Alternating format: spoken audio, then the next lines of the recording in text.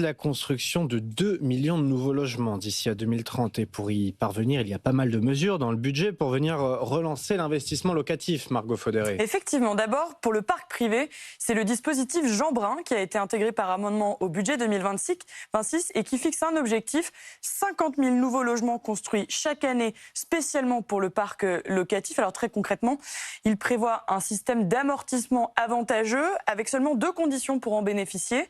Facturer des loyers qui sont plus faibles que ceux du marché et également s'engager à louer sur une durée d'au moins 9 ans.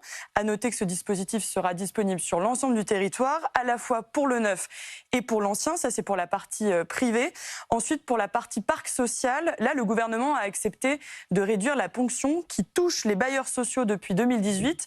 Finalement, cette année, elle ne sera que de 900 millions d'euros contre plus d'1 milliard prévu initialement. Et là aussi, cette mesure pourrait booster la construction.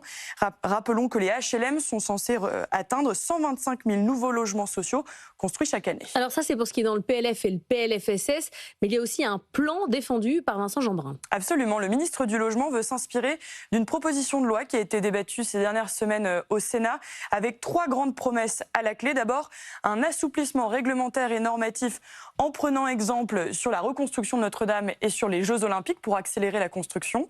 Ensuite, rééquilibrer les rapports locatifs en allant potentiellement plus loin que la loi anti-squat de Guillaume Kasbarian. Et enfin, potentiellement inclure une part de logements intermédiaires dans les quotas qui ont été fixés par la loi SRU.